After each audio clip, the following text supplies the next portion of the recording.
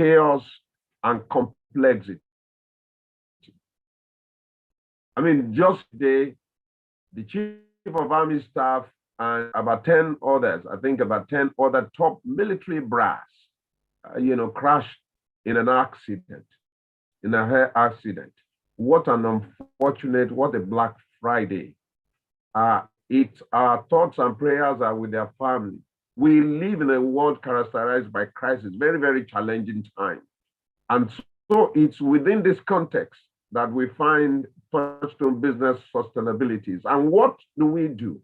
We want to engage entrepreneurs, business leaders, brand managers, thought leaders in our quest to finding solutions, not only to survive, but also to thrive in a very dangerous, very challenging political, economic, as well as business environment. Once again, I want to thank you for joining this conversation.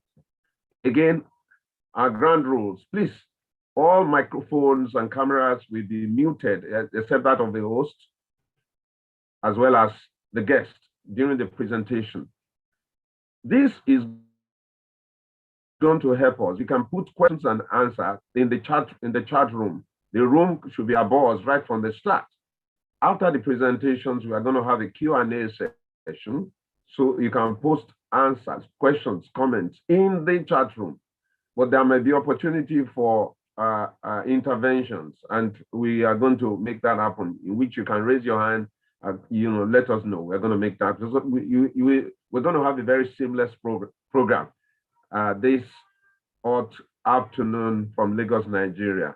The topic of today is very, very stimulating as exciting. Civil service and bureaucracy, performance enhancers and inhibitors. And we have a great woman to help us dimension this very critical topic. I'm going to unveil her shortly, and I'm sure that we're going to have a very good time. We've had conversations, and this is something that we are all looking towards. And let me quickly tell you, our guest of today is a distinguished woman. Her name is Mrs. Ibukun Odusote. Mrs. Odusote graduated with BSc double honors degree in computer science and economics from the renowned University of Ife, now Obafemi Awolowo University, 1981. She holds a master's degree in computer science, 84, and an MBA in 1992, both from the University of Lagos. She's an experienced information technology icon with a collective 35 years work experience in consulting with Shell Petroleum Development Company, SPDC, in Lagos, lecturing at the University of Lagos as well as Yaba College of Technology, Lagos, and dedicated public service. During this period,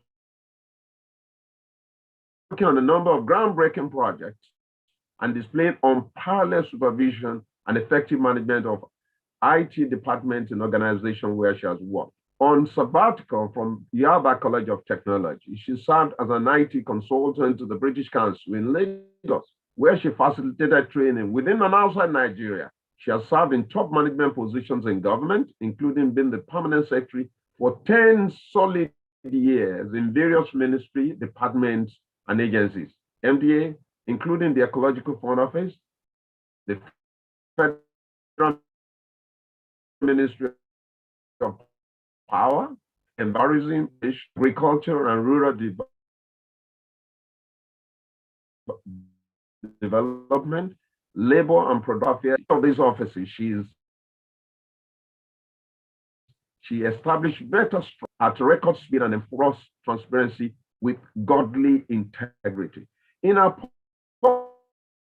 pursuit to promote adoption of AI for sustainable development, and we're talking about sustainability here, in Nigeria and West Africa, she is internationalization, an NGO, a non-governmental organization, not-for-profit organization, but out of our passion to make a positive difference in the lives of children and youth.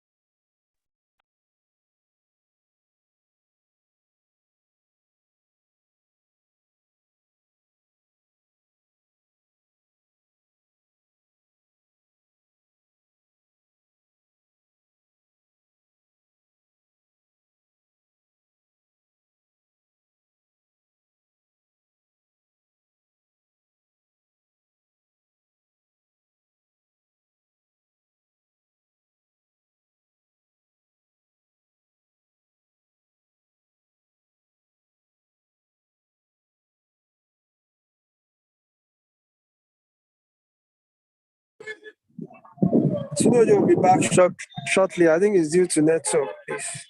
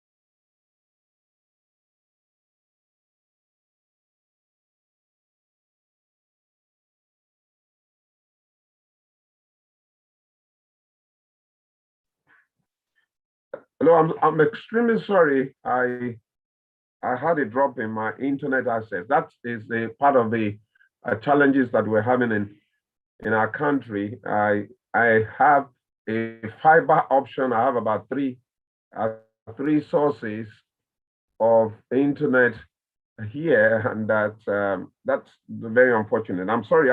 By the way, I was introducing Mrs. Odusote. She's a registered and avid member of the Internet Society, Computer Professionals Registration Council of Nigeria, the Pioneer Domain Administrator of the Nigerian top-level domain on the internet, .ngcctld, a fellow of the Nigerian Computer Society and Nigerian Institute of Management. She's also a dedicated minister in the Foursquare Gospel Church nationwide and an advocate for positive change. Ibukun Odusote's marriage to engineer Deolu Odusote is blessed with a daughter, and Yefeolu Odusote, as well as their legal ward, Miss Ibukun Kewe Ishaku. Ladies and gentlemen, I'd like to welcome you to this all-important conversation. Thank you for joining us. I welcome Mrs. Odusote. Please, you're a subject matter expert when it comes to your bestriding the private sector as well as the civil service. We'll be glad for you to delve into this subject, dive in while we drink deep of your experience as well as knowledge. Once again, thank you for joining us.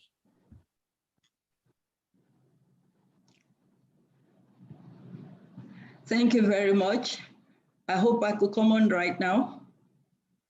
Go ahead, please. Thank you. Okay, and I hope you are hearing me too. Very well. I count it great privilege to be here today. Thank you so very much for this invitation and this opportunity that I have to say something right here. I hope I'm able to continue to share my screen. I want to thank everyone that has thought fit to be here this evening to be part of this. I'm as excited as you are that I could have opportunity to speak. For many years, I've been like deaf and dumb. I don't know what kind of a thing you talk about it, because civil service has its ropes that ties you down. But today I can speak, and I'm speaking on civil service and bureaucracy because I'm out of the system.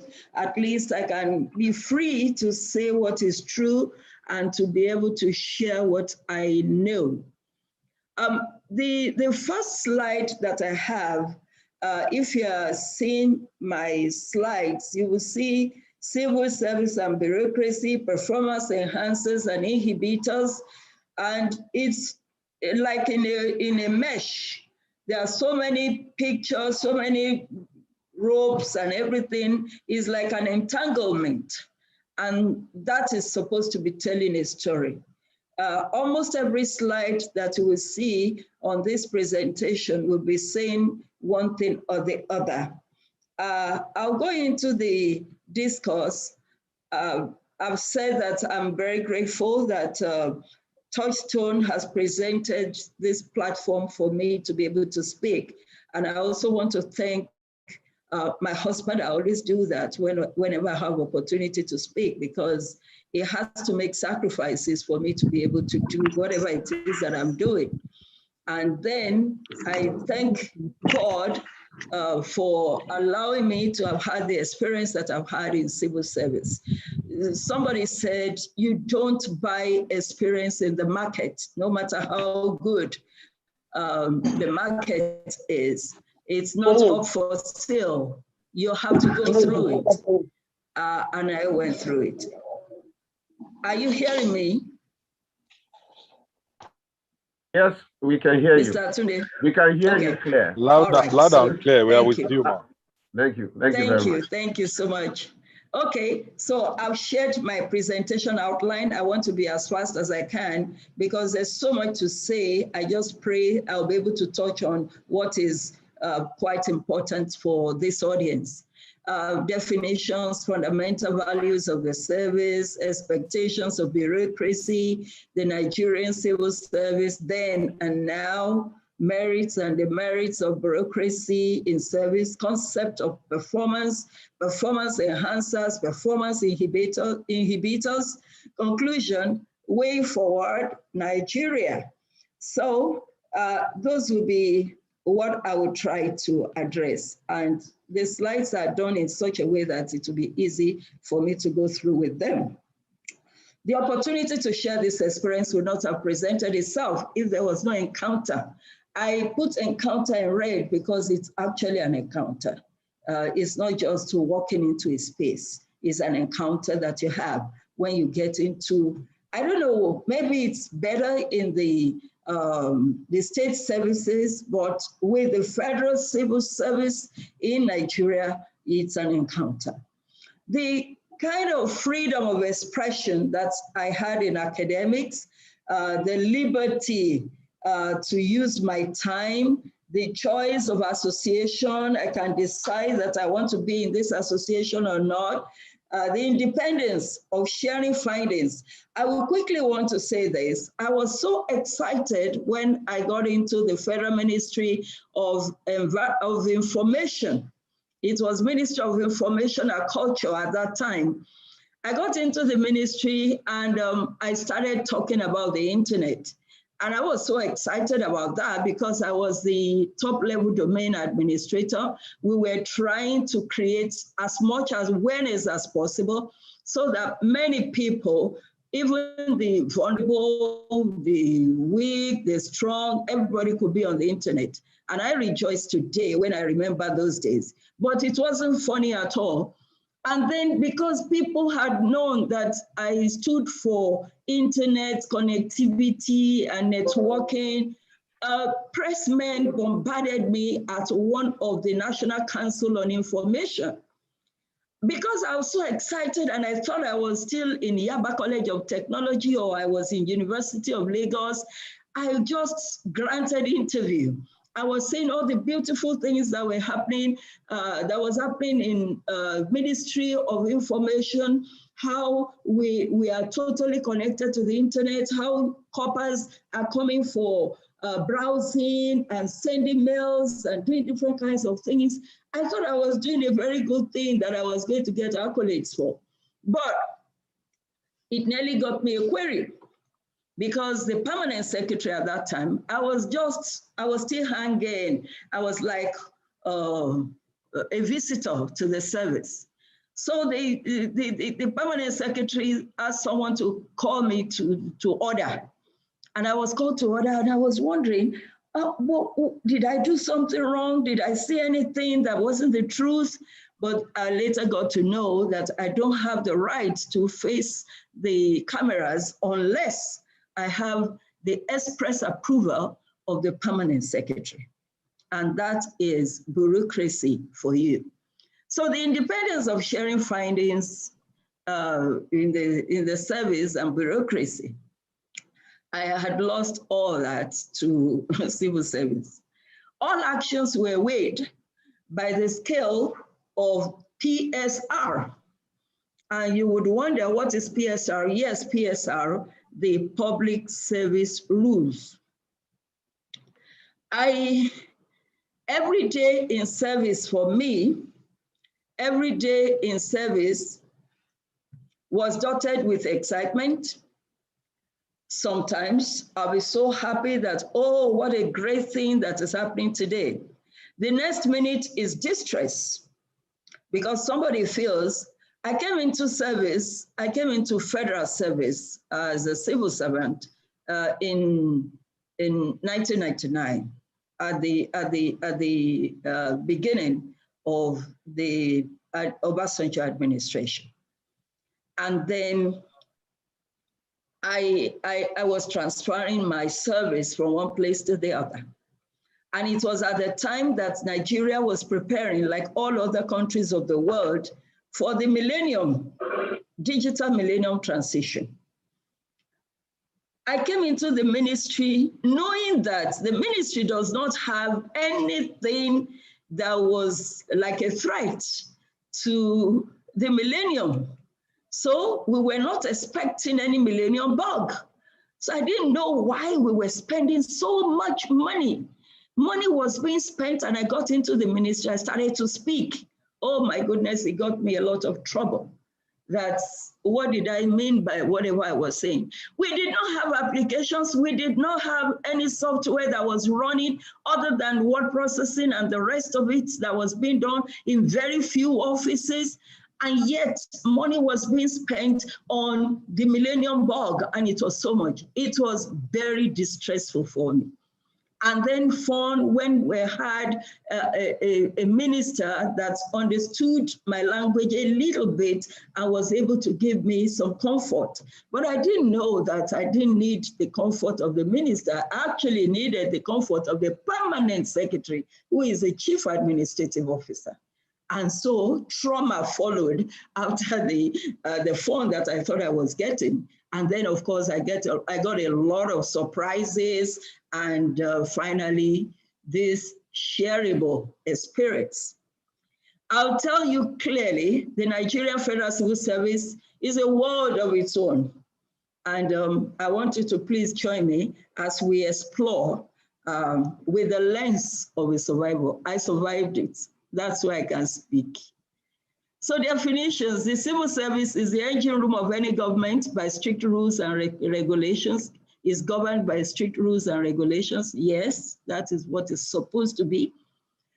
Is also supposed to be charged with the responsibility of carrying out all the government's activities. Just 1 second. Okay. Charged with the responsibility of carrying out government policies. I'm sure you know that social investment program in Nigeria is a government policy, and the implementation needed to have been done by civil service. I won't say more than that. Providing service to the public and keeping the machinery of government.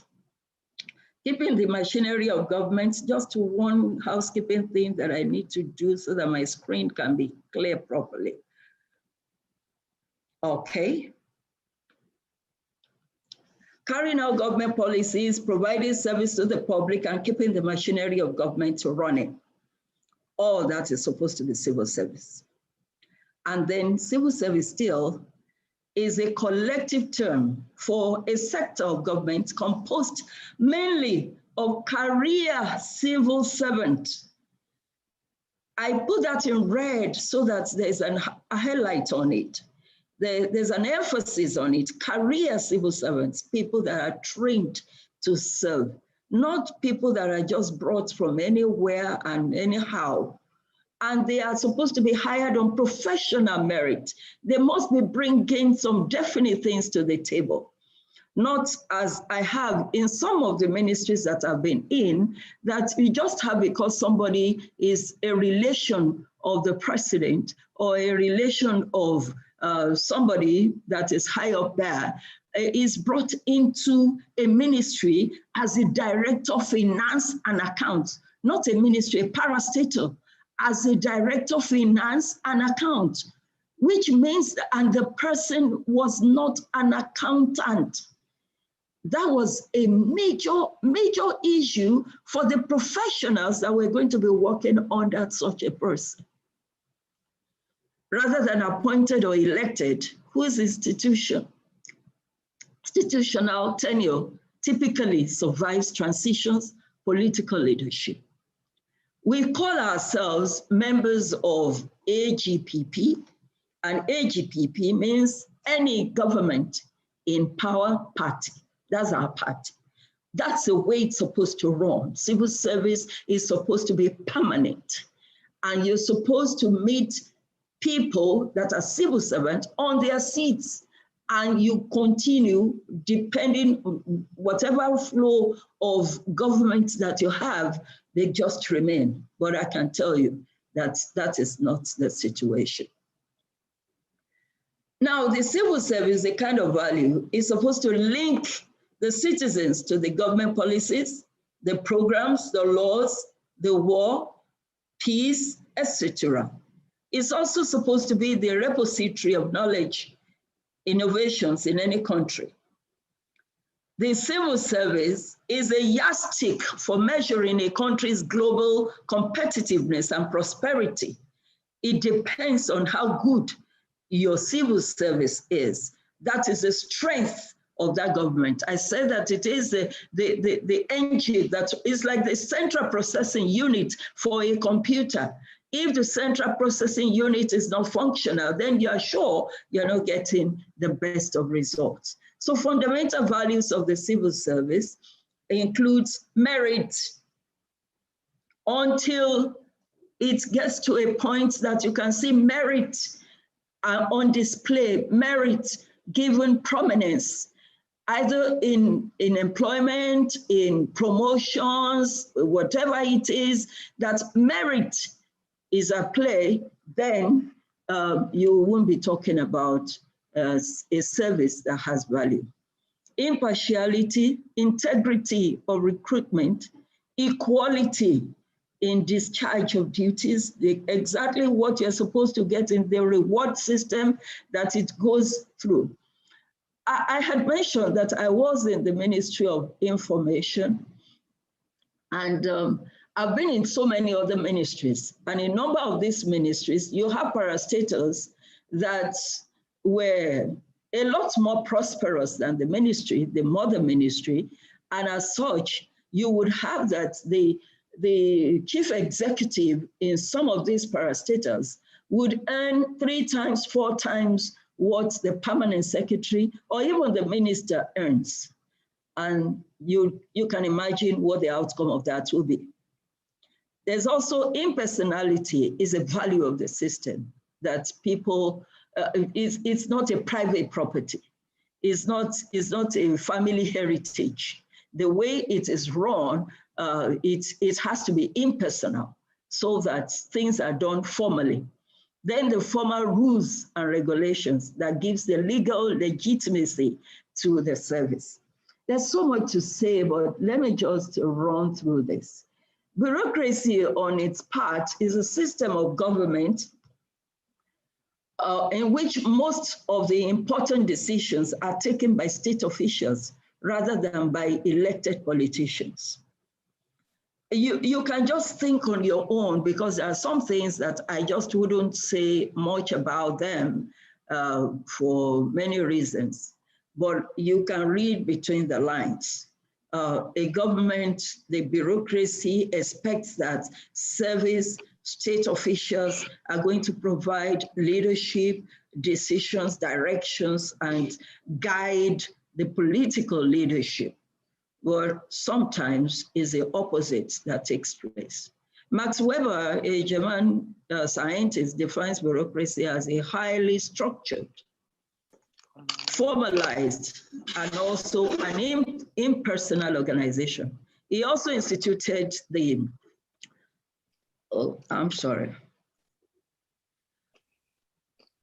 just 1 second.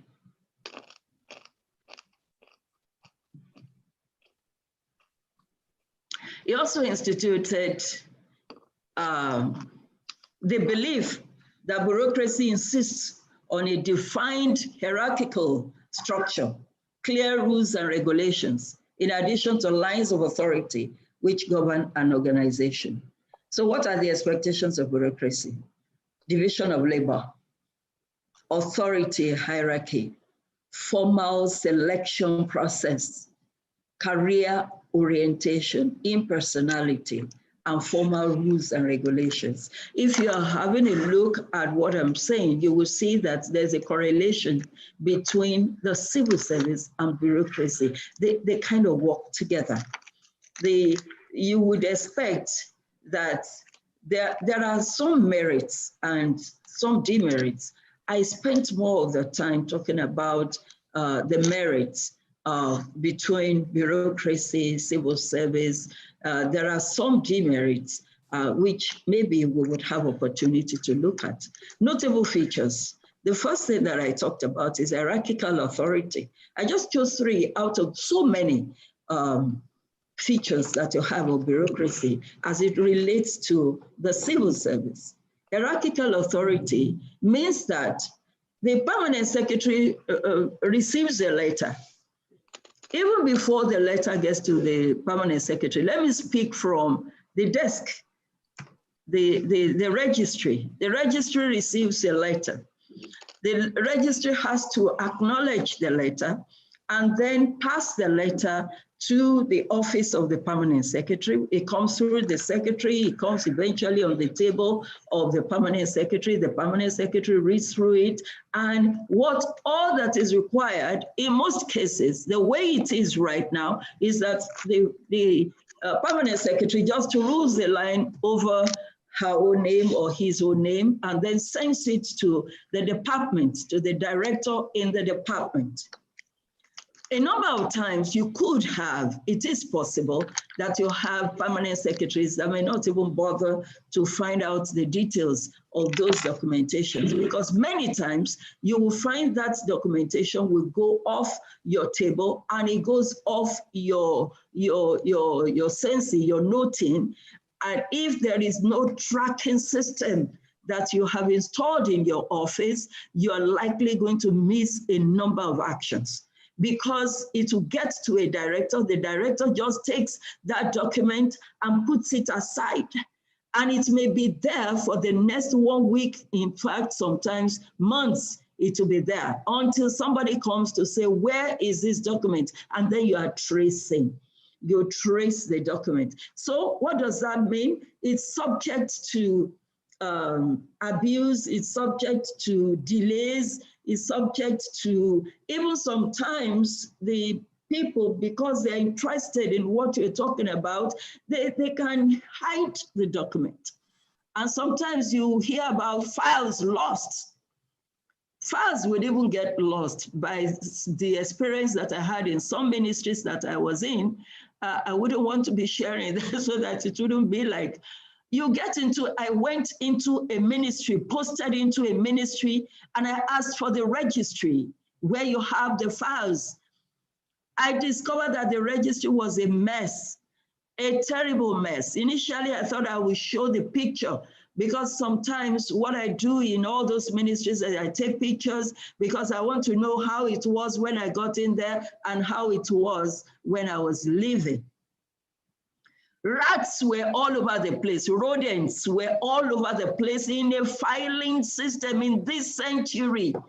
Oh, I nearly cried in that place because I felt that why would this be? And the implication actually is that people don't have their files there anymore. The files that are there are the old files, they are redundant files, they are dead files, as we call them. Everybody has his personal file with him, carrying it all over the place, or they have it in their departments and stuff like that. So the central registry had totally broken down, and I brought it back to life. I ensured that we had shelves. We bought shelves. We just renovated the whole place and made sure that it was a place that you could sit in, and computers were installed in that place to make sure that it is digitalized. But that digitalization has been forever. I don't think it has seen the light of day, because it also doesn't take time to post permanent secretaries here and there. A minister once said that, I thought they said you guys are permanent secretaries, but you are the most impermanent, in his words, secretaries in this nation. So the process could be slow, but the process had a reason. There was a reason for that hierarchical authority, because it enables people that are in the line of leadership, of control, to know exactly what's going on and to follow it through. Next to that is job specialization. If you are not an admin officer, then you cannot be Director, Planning, Research and Statistics. Admin officers are directors of PRS, directors of human resources.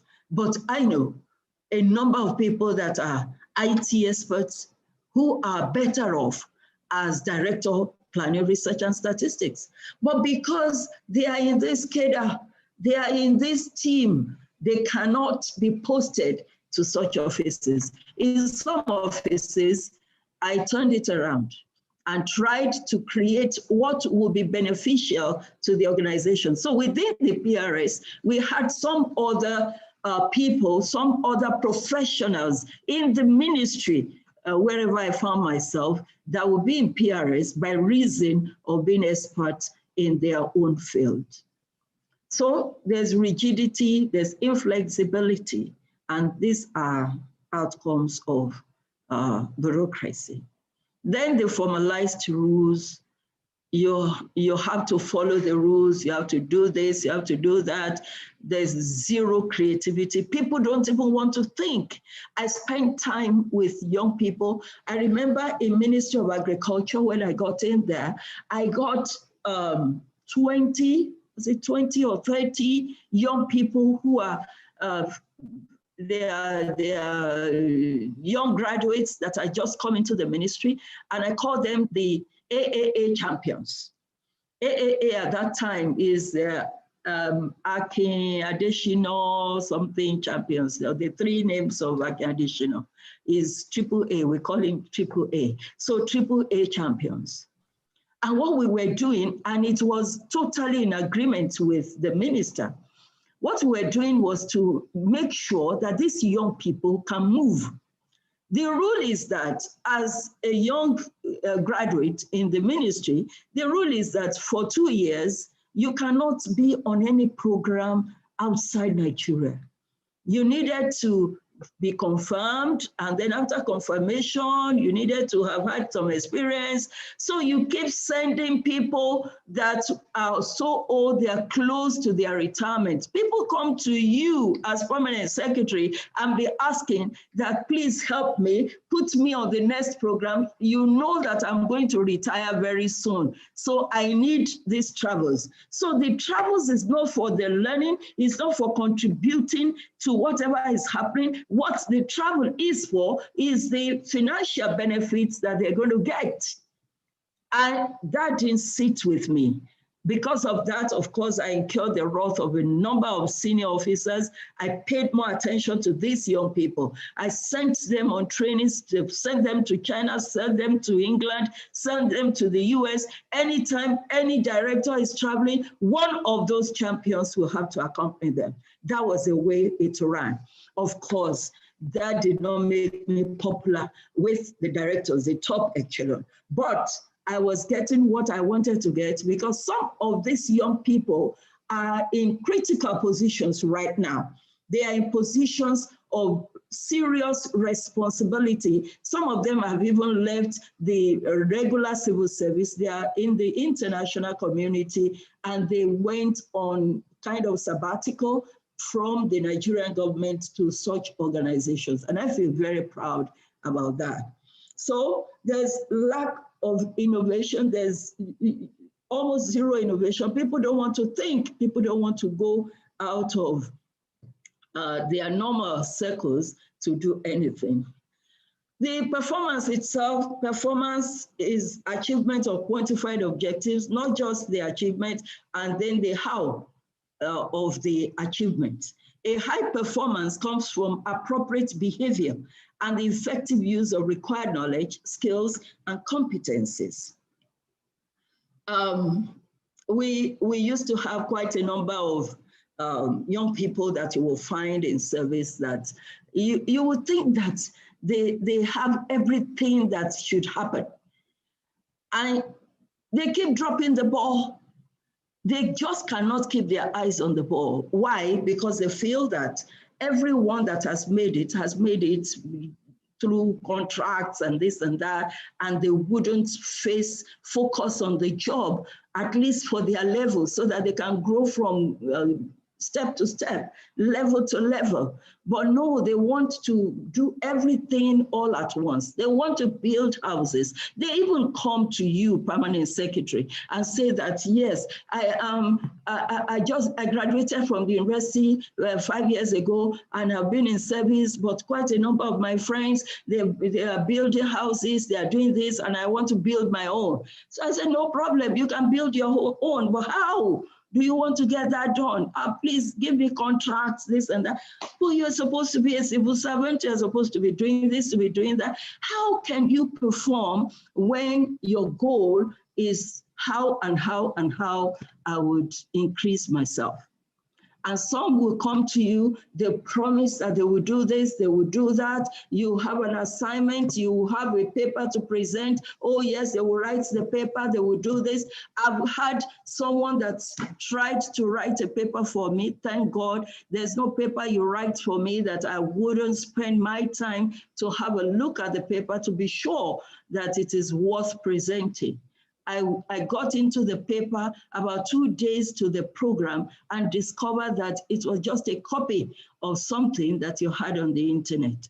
I almost wept for myself, that what if I had gone out with this presentation by this young person? So they overpromise, they underdeliver, and that is not good. The Nigerian civil service then and now, I'm just trying to see as fast as I can so that I can cover some ground. From the records, revered civil servants have said that going down memory lane, the Nigerian civil service is a product of rich tradition and proud heritage. At least I know a bit of that. My father had opportunity to go work in Cadbury, to go work in Unilever at that time. Lever Brothers was what it was called. He had all that opportunity, but they said the service was where you find the brilliant people. Service was where distinguished personalities were.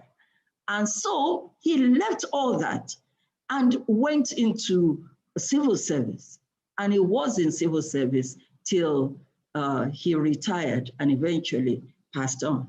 So we had a culture of understanding civil service and loving service.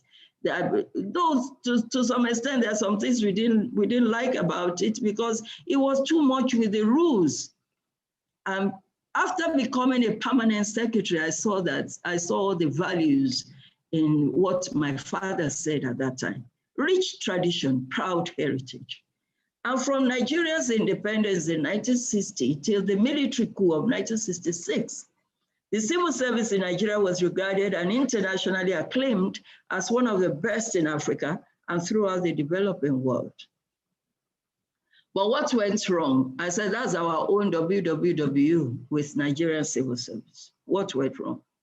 There was this arbitrary and sudden purge of 1975 that was encapsulated in Decree 43 of 1988, It totally wrecked the service.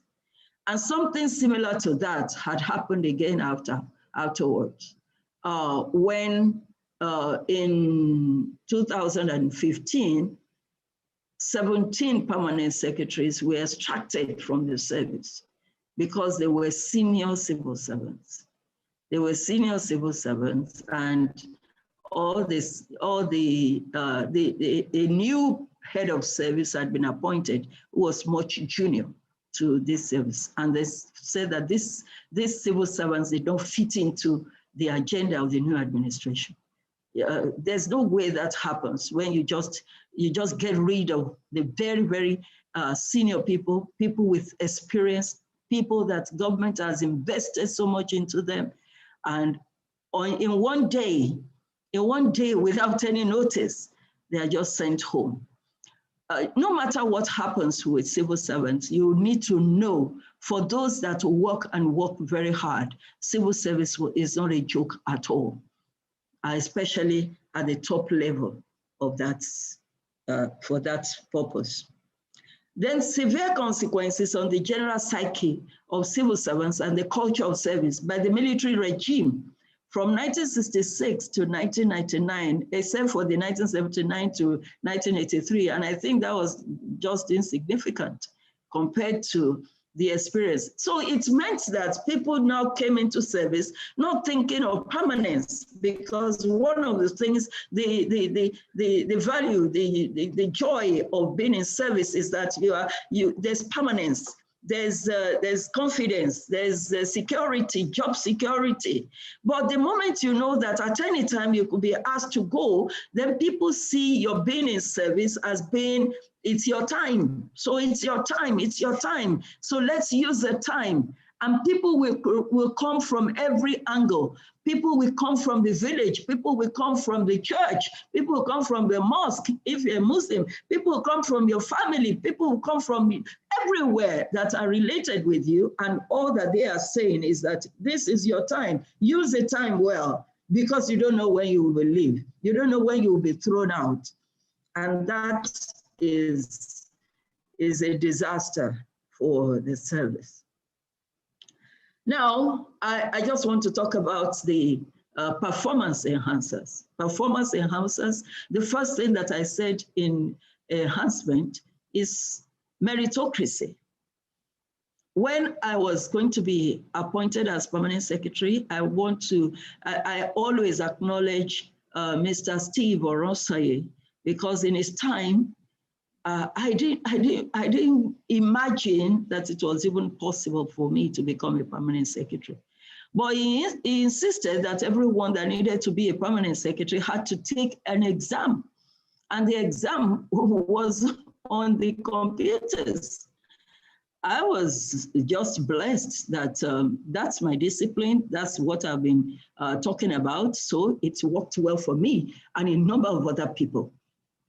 We all went through the test and then went through all kinds of rigorous examinations before we came up and lists came out. And to a lot of extent, I remember that there was an indication that maybe a state would have 2 permanent secretaries.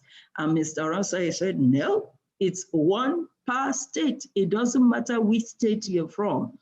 1 per state, and preferably, usually in the choice of permanent secretaries, you have 3 people that are recommended to Mr. President. But out of the 3, of course, he can decide on whichever one. It means that the 3 of them could easily become permanent secretaries. So for many reasons, he could choose anyone, either the first, the second, or the third. But thank God for the then president, President Yaradua, who also was a strict adherer to the rules of law. So he said that just come with whoever is the best in all the states. I know that there are some that could not have been, maybe not the best for some other reasons, because there's also the reasons of gender, there's also the reasons of professionalism, there's also the reason, different kinds of things. But the best from the states were the ones that were selected. And that has gone through for a while. I know that there had been some breakdown here and there, but in a serious sense, if you are going to be talking about it, you'll say, yes, it has stayed as a rule that permanent secretaries go through examinations and they perform for them to be able to get appointed. So if that happens at every level, that you are sure that people are recruited on merit, promotions are on merit, then you would expect that there will be a great service, because that is actually bureaucracy. And that is what civil service is also about. I also feel that the service is supposed to be apolitical, anonymous, unbiased, detribalized, neutral, and professional. Leadership, I would not say much about that, because I'm sure that most of us that are on this platform, we know where we are concerning that, even in civil service. And that's because even the control of service is partially lost. We don't have absolute control of the service. At the initial stage, when I came into service and I was looking at the procurement law, every year we go for training, we go for refresher courses on procurement, because procurement is strong on the table of the permanent secretary. And that if there's any problem, it's the permanent secretary that gets into that trouble. So I felt that we're going to obey the rules to the last. But a minister told me, and these are words that if there's any other permanent secretary that you have opportunity to speak with, they will mention those things to you. The first one is that I didn't come to Abuja to watch Zuma Rock. I didn't understand it. I thought maybe they usually have activities around the Zuma Rock. The Zuma Rock is there. So, but when I mentioned it to somebody else, he laughed and said, could you be so, not to say I was dumb, but that are you so naive, you don't understand what that means? That means that I must do something, I must get some money, I must get back to my constituency with money, I must do this, I must do that, and I have to pay those who brought me into office. Wow, so what does that mean? We have to violate the rules. Another minister told me, yes, we don't have to break the rules, but we bend it, that we can bend it. We don't have to break it, but we bend it. We have to bend it so that things can happen. Wow. All of a sudden, I saw that the fights I was fighting in the boardroom was different from what was happening in the inner offices. Because what I'm told is that, you know, you have to make sure that party people get these contracts. So if party people are getting the contracts, why are we advertising them? Why don't we just arrange it for them and then leave me out of the trouble? One of the wisdom that the service, and it's not good wisdom, it's all kinds of wisdom, is that in a number of cases when they want to do that, then they would ask that you should write and seek for approval so that you would not have to advertise for the project. The projects are taken as special projects and the contractors are special contractors. And at the end of the day, sometimes the jobs don't get done. And if when the chips are down, it is the permanent secretary that has to answer for it. I remember telling one of the ministers that I'm sorry, I'm not going to go to jail. I will not do what you have asked me to do. And he didn't find it funny at all. He actually told me that he will get me out of the ministry, and I said I would be too happy to go because I will stand before God over all these matters. You would think that you are fighting for a government that says that it wants to get things done.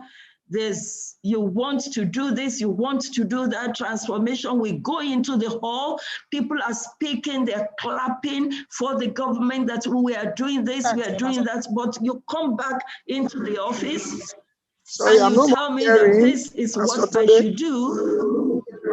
The volume suddenly. You are no more hearing me. I can hear you. Hello? We're hearing you, ma. We can hear you, We're ma. hearing you. We're hearing you. Are you hearing me? We are hearing you. We are hearing you, ma. Okay. Can hear you loud and clear. Loud and clear, sir. Loud and clear. Okay, thank Loud you. and clear. Loud and clear. Can hear you. All right, please, let's mute all mics. Thank you. Thank you. Go ahead, man.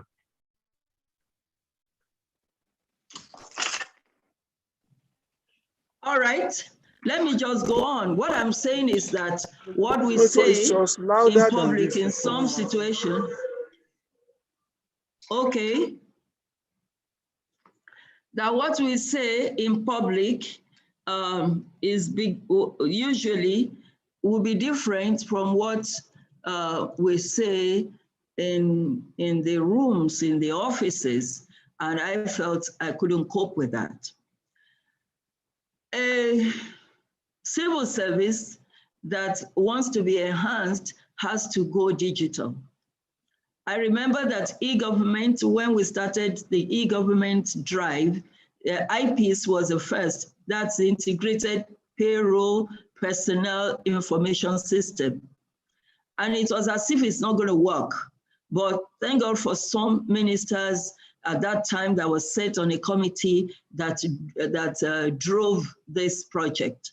They constituted us into a small group of IT professionals, and that was my major assignment, going from one state to the other. It gave me the opportunity to travel almost around the whole country, trying to help ministries and offices to set up IPs so that we can do data capture. We did data capture for all civil servants, and it was enormous. But you could see the resistance in it. But eventually it paid off, and a lot of people fell in love with that. And the same is GIFMAs. If you have heard about TSA, the Treasury's single account, it has its merits and demerits, but it's moving us on and things are happening. And then the BVN that we have, so many things that were introduced into the services of government. Formal and informal training, capacity building, skills development, mentorship. I had said that earlier. Training is supposed to be an enhancement. Capacity building is supposed to be an enhancement. But how does it happen in service? Only very few ministers would insist, and I could give that to my former minister, Dr. Akin Adeshino, that we will make out a list of people that are going to go for training. He wants a justification for the people that you have on that list. You don't go as a on welfare. A lot of people, it's welfare. It's even the minister that will give you a list of those that will go on the program. They have nothing to do with the program at all, and yet they are the ones to go. There are some battles that you don't bother yourself fighting. But some you will stand your grounds. I wouldn't mind if you say that yes, you should have your SAs, your PAs, and everybody go. But the civil servants that are also supposed to be on the program necessarily have to be on the program. And usually the ministers don't have a choice. They flow with me. For some, you will have issues. Then skills development, the mentorship. Mentorship to me in the ministry and to a number of great permanent secretaries, you had young people that you pulled into your office and you begin to groom them. You groom them in various fields, whether it was in agriculture or culture or its environment or wherever, that you will make professionals out of them. And it proved really, really successful. I have some people, some youth corpers, that they completed their youth corps, they didn't have a job, they served in the ministry that I was in. I kept them in the office. Though in normal climb, they are supposed to leave, but they were there not on any salary until they were able to prove themselves And we ended up having them in some of the parastatals, and some even got access into the ministry legitimately, not that they did anything that was contrary. Legitimately, they were able to get into those positions, and they are doing very well there. Then appropriate reward system. If there's no appropriate reward system, then people are not encouraged to do well. Appreciation, achievement. When they are asking that they want to do president's honors list or this or that, you see people are OON, people are CFR, people are all kinds of things, and you know who they are. The real people that are doing the job are right there, and they wouldn't scale through all such awards and presentations. But when there's recognition, when there's thank you, then there's acknowledgement, when there's gratitude, when there's respect, then you will be able to get much more in terms of performance from the civil service.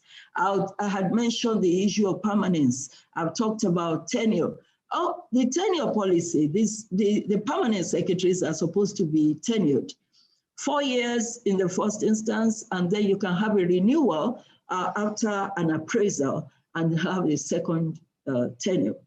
But you have policy somersault, you have a situation that some people, for whatever reason, are just extended, for whatever reason. And they are still in the office, they still stay there, they are still being paid there. The rule is that if you are paid beyond your time that you're supposed to be in service, you should refund all the money.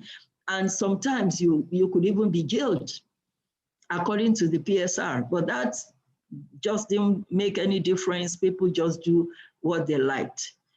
The tenure policy was officially removed at a point by a federal executive council fiat, removed that no more tenure policy, you're just going to work with age and length of service, which is also there in PSR. So it means that 35 years of service or 60 years of age. So whichever comes first, you retire.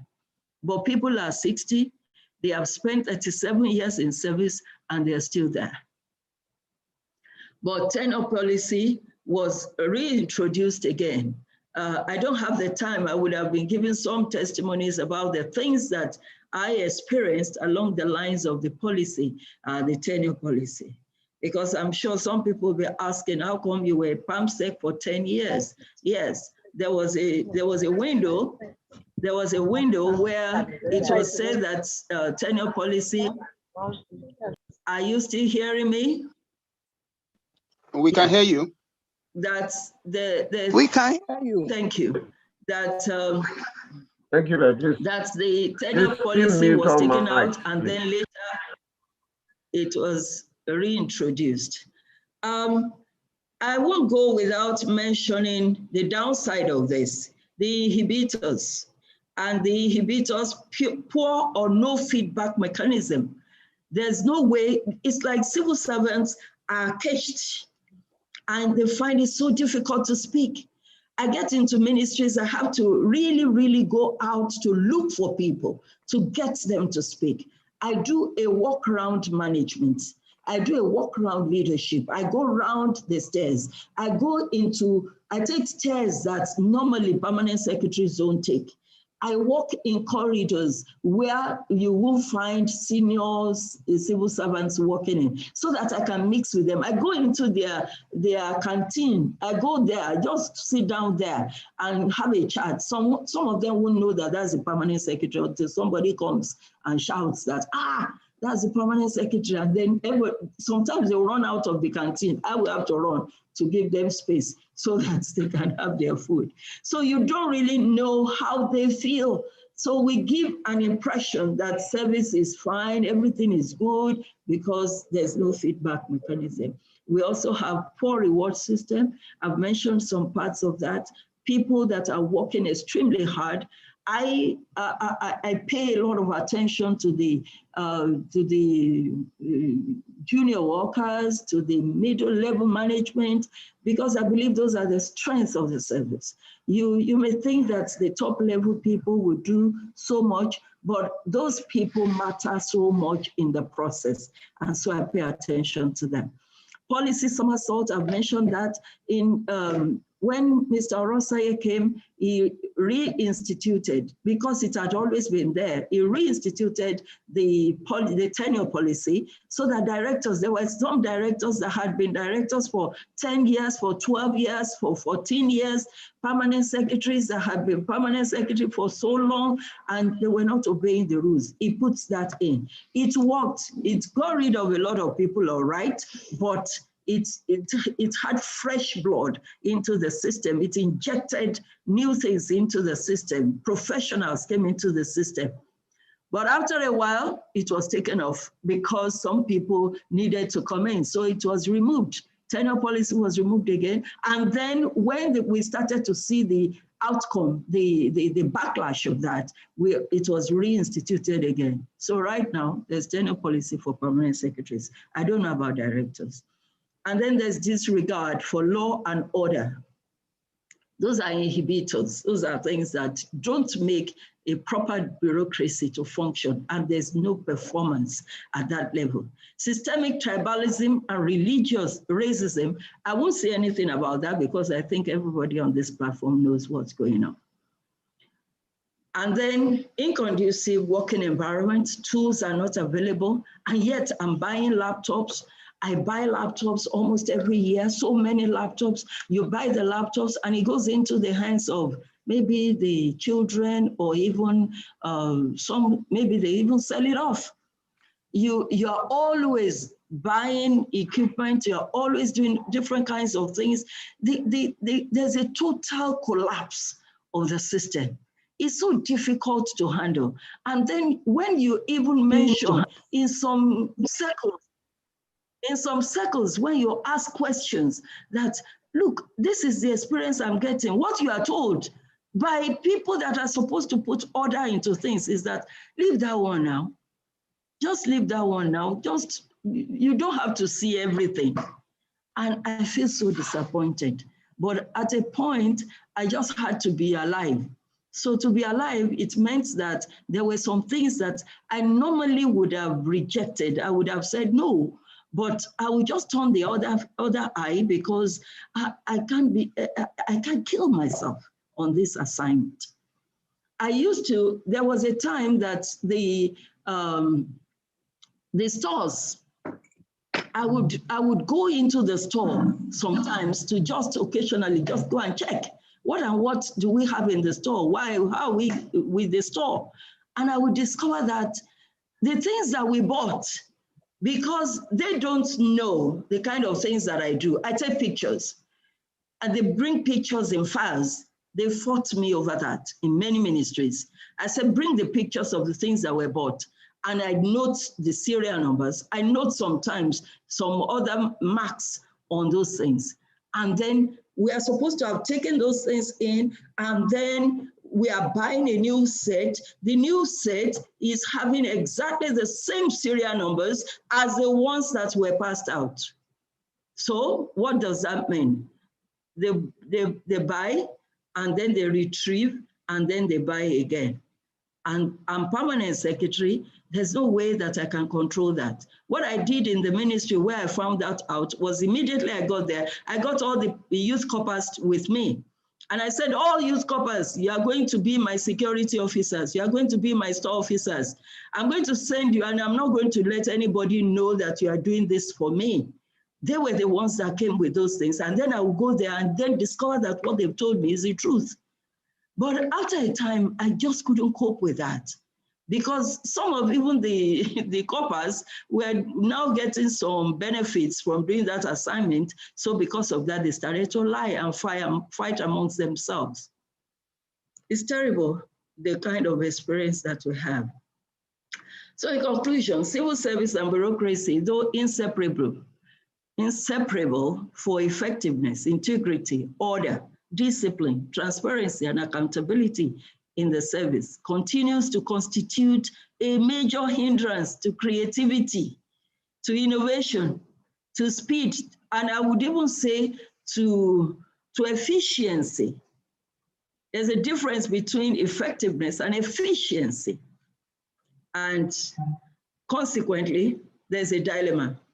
Whither goest Nigeria? And what I've said is that the Nigeria civil service is not without redemption. It can be fixed, but how? I think that's going to be a matter for discussion at another time. Thank you very much. Thank you very much, Mrs. Ibukun Odusote. What a great time. Please join me in appreciating what a wonderful session. Fantastic. Wow. Fantastic.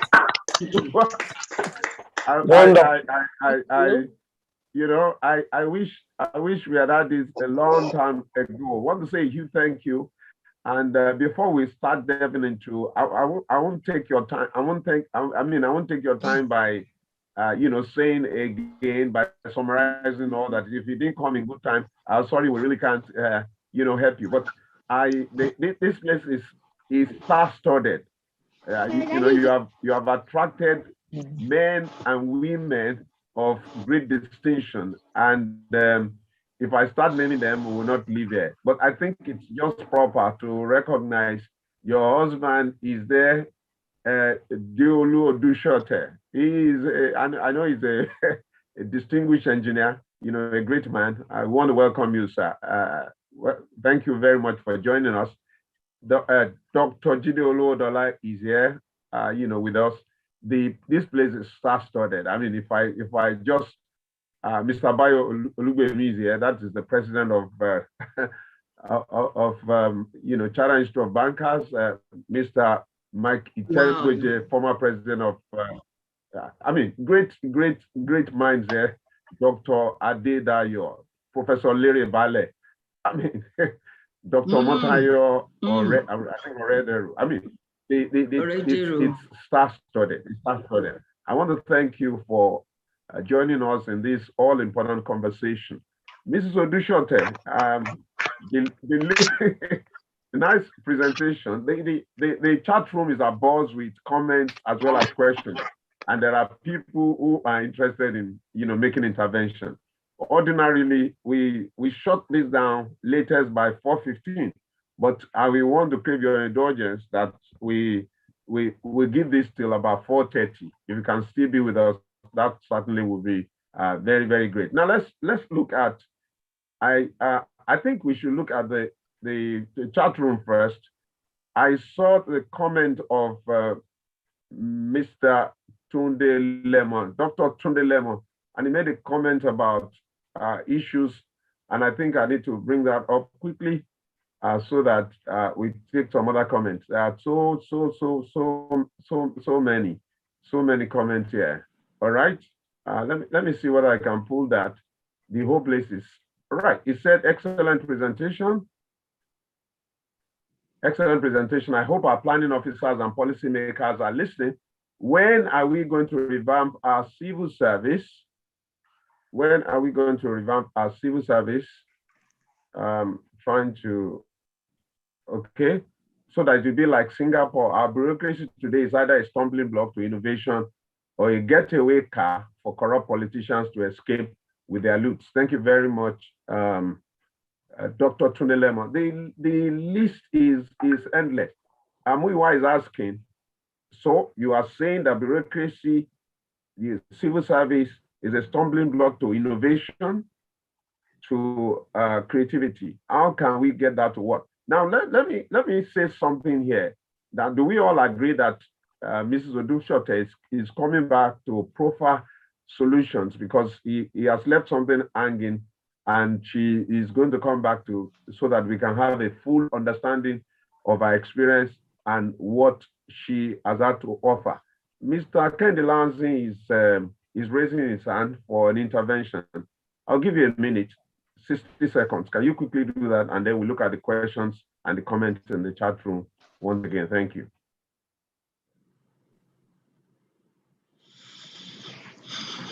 Yes, thank you very much, Pastor Odusote, and thank you, our sister Ibukun Odusote. There are two comments I have. One is, but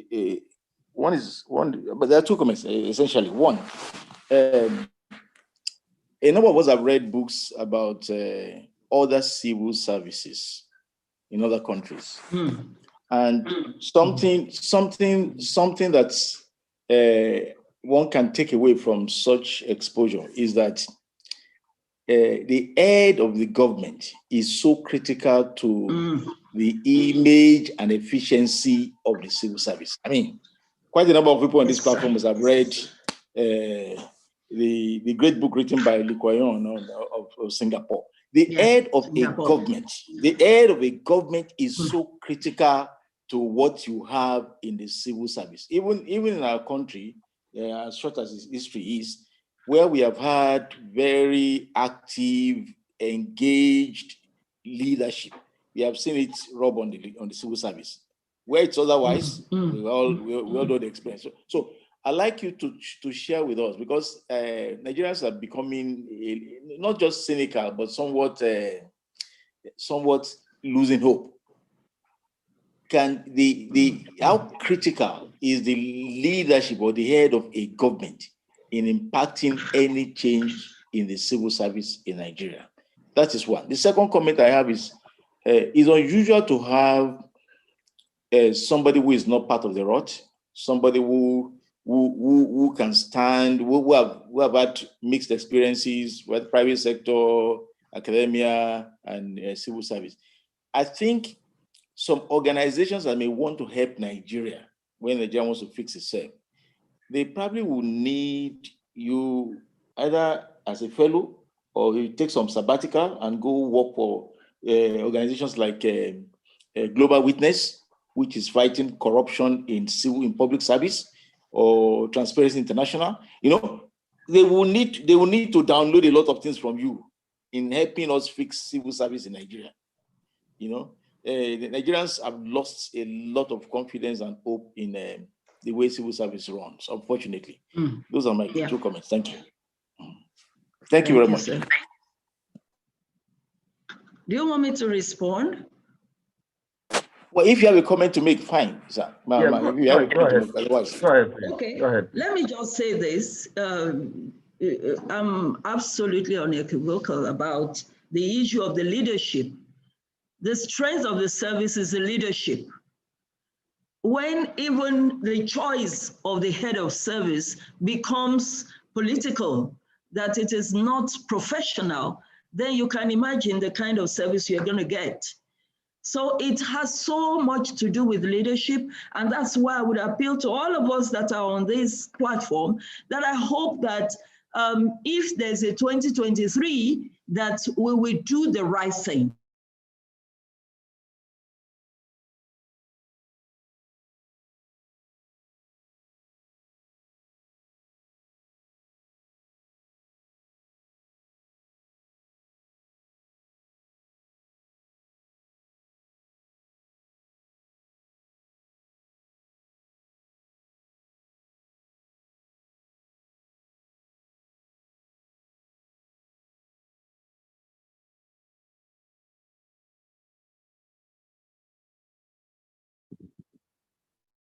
Hello, Bratunde.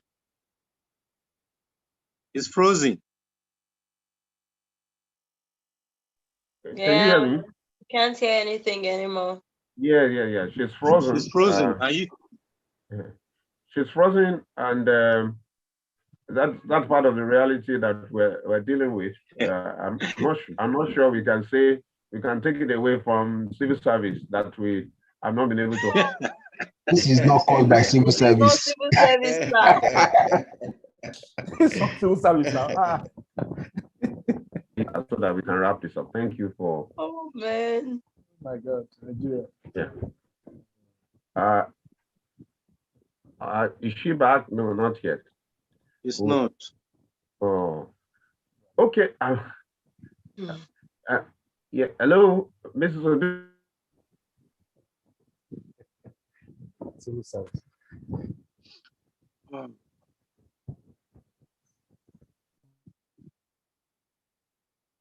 Finding the civil service is the beginning of Nigeria's problem. If the service is reformed, of course, Nigeria will be better off. That's by Akin. But from Mrs. Odusote, what she's saying is that the bulk of the problem depends on. Hello? Hello? Are you back? Hello? I could use this to speak. Okay, great. Please. Go ahead. Hello?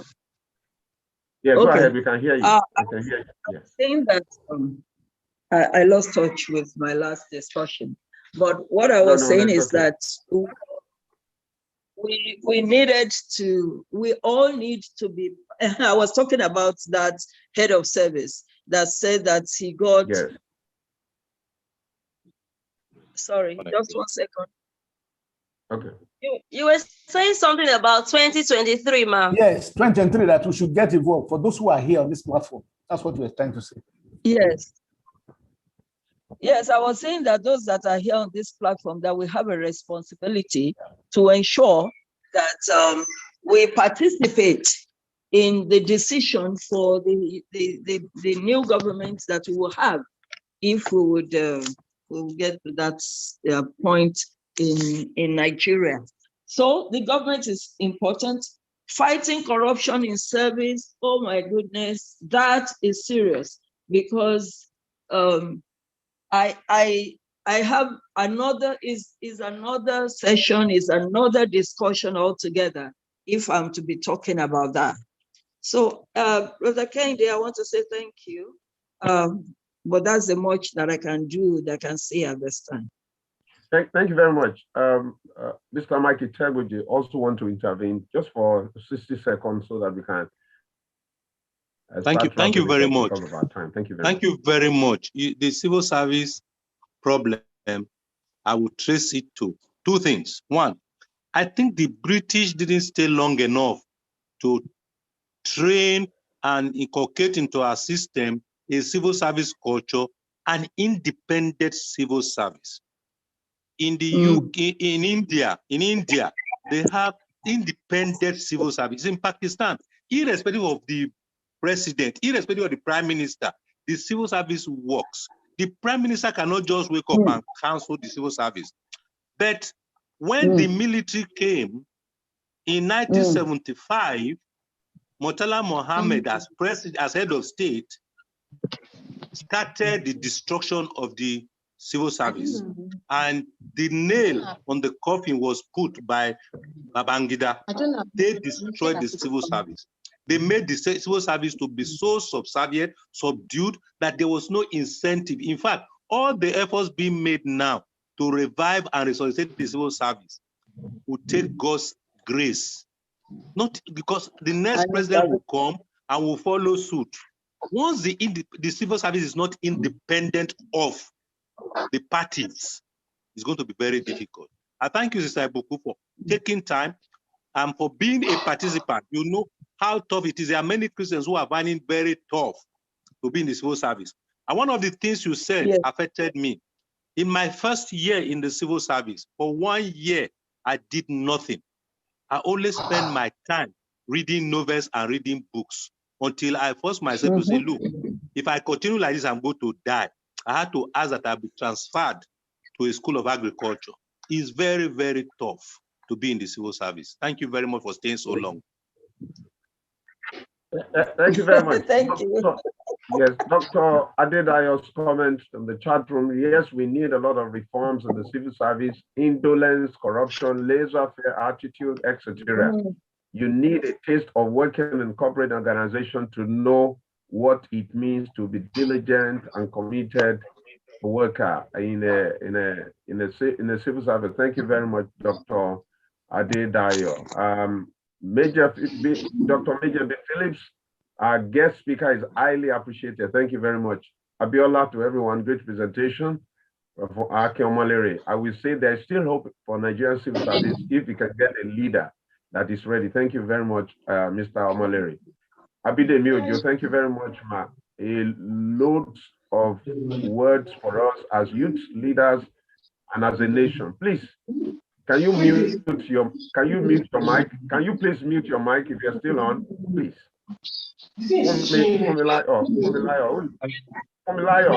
Can you mute your mic? Thank you so much, Ma, for a job well done. That's from Galaxy J7 Prime. Please, can you mute your mic, please? Akimole again, nice presentation, and there was no holding back anything. Well done. Oluwalayomi Akpata, thank you, Ma. Fantastic presentation. Moses Amuta, great presentation, Ma. Abimbola Debakin, thank you very much, Ma. Jimmy Benedict, fantastic, thank you, Ma.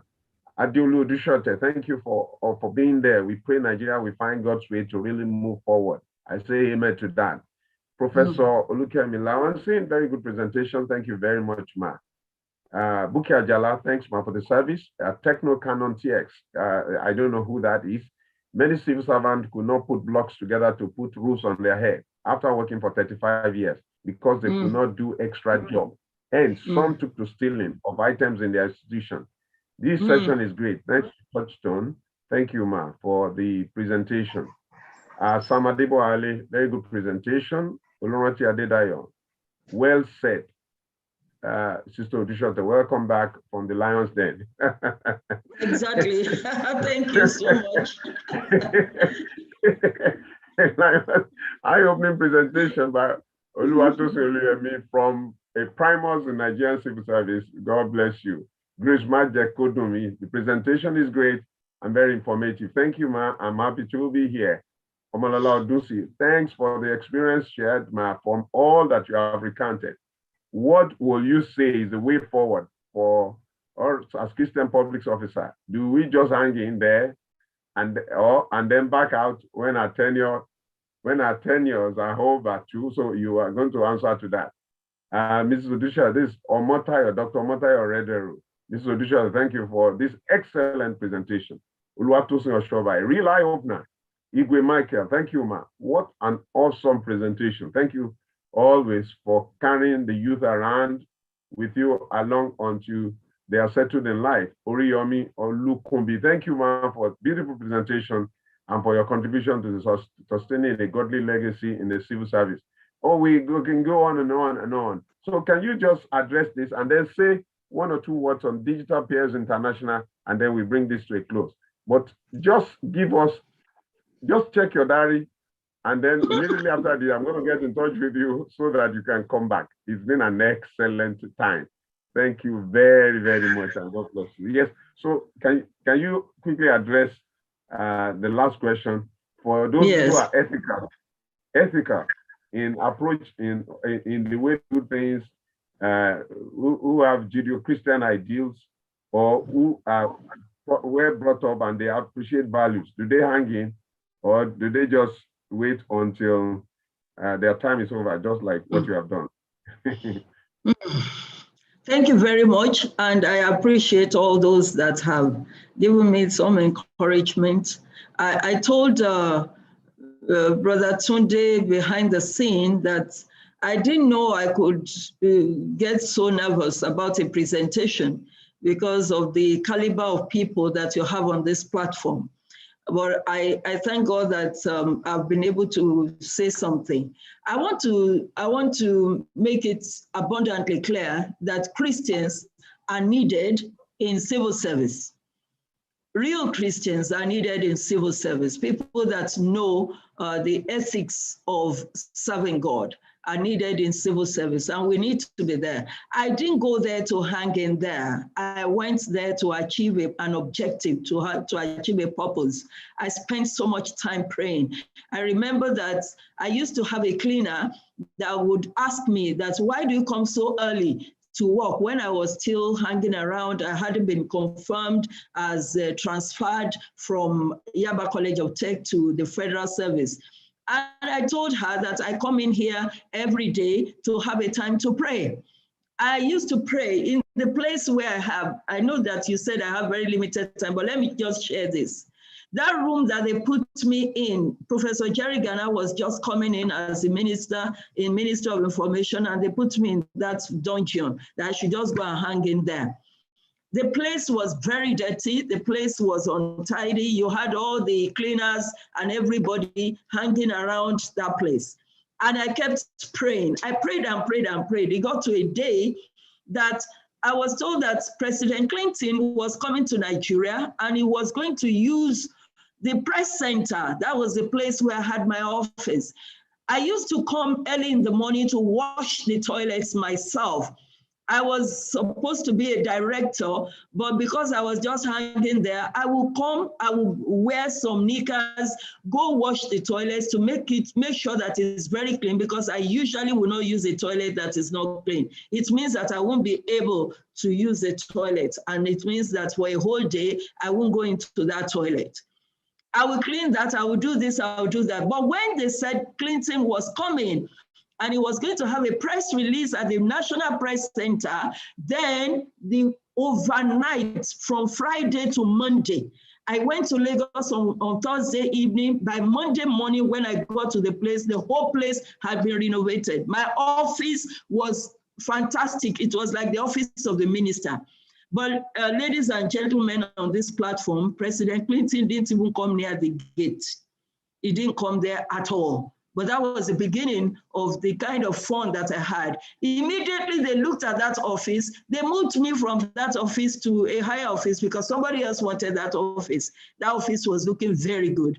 And I kept moving and moving like that. So we have a responsibility in service. We have a responsibility to bring righteousness to the table. It costs a lot. I'm still suffering some things by reason of my stand against certain decisions that maybe ministers or even directors have taken. A director had come to me to say that, Mrs. Odusote, I'm hungry. Help me to get food. Don't you get your salary? Of course I get my salary, but am I going to live on salary? What is the meaning of that? Any course that is available, whether I'm qualified or not, please put me on it. And that was what she wanted. I did not do that. I gave some of the courses to her junior ones, and she got really upset with me. Till today, she's still fighting anything that they can do. So what I'm saying is that we have a responsibility, and we have a God that is also able to defend us. So as Christians, yes, get into service, but don't go there and just say you're just hanging there. You must make your own contributions. By prayer and fasting, we will get things done. And it happens. I have too many testimonies. I don't have the time to address that. I will tell you about Digital Pairs International. I think it was in 1994 that we started the drive about internet in Nigeria. And the British Council sponsored some of us to Accra, Ghana, where we had a session, a summit that was talking about the penetration of information technology in West Africa. And we concluded from there that what would push information technology in the West African countries will be investment in children and women. And immediately we came back from that outing. In company of a few other people, we started this non-governmental organization, Digital Pairs International. And we run a program called DigiTest every year, where we bring together children from all over Africa. We haven't gotten to the world yet. All over Africa, we bring them all together. We teach them some basic things in computing, and then they have a competition. And the competition has really gone wild. It's so acceptable, widely acclaimed amongst young people. A number of people that have been part of that are in very high positions in information technology decision-making all over the world, not just in Nigeria. And we feel very proud that we are doing that. I'm fully into this now. I was doing this part-time. So we do trainings for young people. We do competitions for them. We do all kinds of things that will move them forward in this digital world. Aside, we do all this online, we do some physical, we have some trainings that are going on right now, even here at the Digital Pairs International Center at what we call the Pulse Learning Hub. and people can get into us. We are online, www.dpi.org. Sorry, digitalpairs.org. digitalpairs.org. We have digitals for this year, and we will welcome all your children if they fall in the ages 8 to 18. They're part of that, and youths that serve as volunteers could also participate. Thank you very much for this opportunity, and thank you everyone that is on the platform. I'm grateful. Thank you very much. I'd like to say a huge thank you to all participants, Mr. Peter Amiadaji, Mrs. Akinyade, Chidima Amu, Vivian Ndukwe, a long list. Fumilayo Jayo, Emmanuel Ebeshi, Ebeguna Paul, and the list is endless. I want to say a big thank you. I want to say a huge thank you to Mrs. Odusote for finding time to put our thoughts together and to share with us. We just have about 5 minutes, and that is where we do what we call the after party. You can unmute, you can say hi to someone, you can connect, because it's also a platform in which we do that. People have contacted business opportunities through a platform like this. Thank you, Remy Walenyi. Thank you, Adeyemi Opene. The list is endless. We want to thank you. So you can unmute, you can say hello. I'm seeing here. Thank you. I'm seeing so many people that I haven't seen for a long time. Well, this is Odusote. Thank you very much. So for the next 5 minutes, thank you. Dr. Ronti. Yes, mommy. God bless you. Thank you. Audibly appreciate it. You. It's been a good opportunity. Pastor Peter Amiadaji, thank you. Thank you. Thank you, ma. Nice seeing you again, ma. Thank you so much for Pastor a great presentation. Thank you. Bless you. This was so enlightening. God bless you. Thank you, mommy. Family, thank you, man. We're always proud of you, man. We're proud of you. God bless you. Thank you. Yeah. Thank you. God will keep you, ma, in Jesus' name. Thank you. Amen. Thank you, ma. Amen. Hello, sister. Thank you so much for coming to listen to me. You contributed to this paper, so thank you so much. Thank you. We enjoyed your If you want, thank you. We should see you again, ma. Thank you. Thank you, Pastor Hakim. I hope I will get one of these houses. Thank you. Thank you very much. So we could leave now. Okay, done, ma. We enjoy it as usual. Thank you. God bless you. All right, sir. God bless you. So, bye-bye, everybody. Thank you. Bye-bye. Thank you very much. Hear from you. Thank you very much. Thank you. Bye, Touchstone. Bye. Thank you, Adeni. On behalf of and my Is anyone in the education sector? Education sector. Yes, so many. So many. Yes, so many. Adora is in the education sector. Omolola